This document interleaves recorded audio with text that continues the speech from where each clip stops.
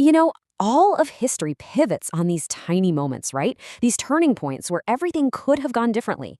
Empires rise, they have their moment, and then they fall. It's the rule. But what if the biggest one of all just didn't? What if the Roman Empire was still here, with us, today? So let's just throw out the history books for a second. Forget everything you learned about the barbarian hordes, the economic collapse, that slow, inevitable decay from the inside. Just imagine, what if the fall of Rome wasn't the end? What if it was just a pivot, a course correction? And the result of that? Well, it's a world with a single, unbroken thread stretching all the way from Augustus Caesar right into our modern day. Rome isn't some crumbling ruin we visit on vacation. It's a living, breathing global superpower, an empire that achieved the impossible. It became eternal. The moment it all changes is 476 AD. Now, in our world, that's the year the Western Empire officially bites the dust. But not in this timeline. Here, it's the beginning of the Great Reform. They managed to fix their military, get their economy back on track, and actually push back the invaders. The fall? It just doesn't happen. And think about what that means. No Dark Ages. Instead, you get 1,000 years of pure, uninterrupted progress. That leads straight into an age of unification that's, well, it's still going on. So this is how the empire sees things. This is their official story. They look at our history, our world, and they just see chaos, a mess of warring countries, endless conflict, all these different kingdoms just stumbling their way into the modern era. But their timeline? Oh, that's a history of perfect order, total unity, a global Roman peace, a Pax Romana that never, ever ended. And you gotta hand it to them. In some ways, they're not wrong. The world they built, it's a miracle of efficiency. It really is like one giant, complex, perfectly engineered machine. And it's all running on code that was first written 2,000 years ago. So how does this machine actually work? Well, its foundations are these ancient Roman ideas, but they've been supercharged with modern tech. The global infrastructure isn't just roads anymore. Think massive magnetic aqueducts that zip people and cargo around the globe at incredible speeds, all built with that classic Roman durability.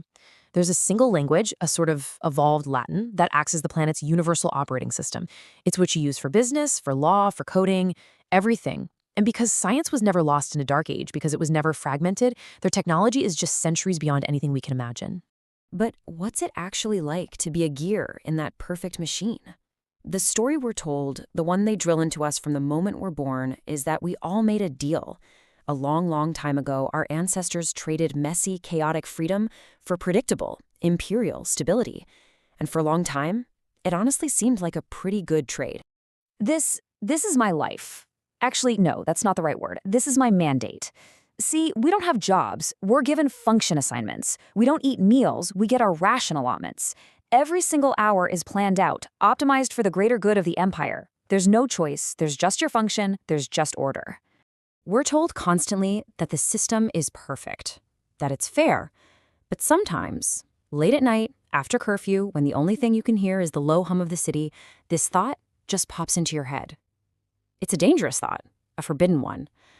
If the empire is always watching all of us for the sake of order, then who's watching the empire?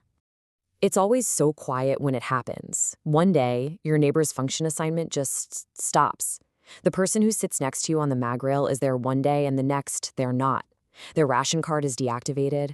Their entire digital footprint just gone from the imperial network.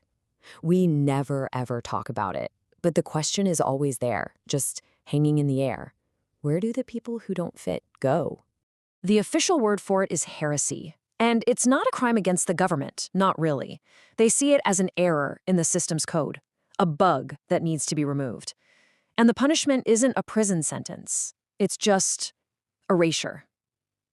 To think the wrong thing is to simply stop existing. And this is how they do it. That number you see? That's not for the whole world. That's just the number of surveillance nodes in my city sector alone. 200 million tiny sensors. They're in the walls, they're on the streets, they're probably inside our homes.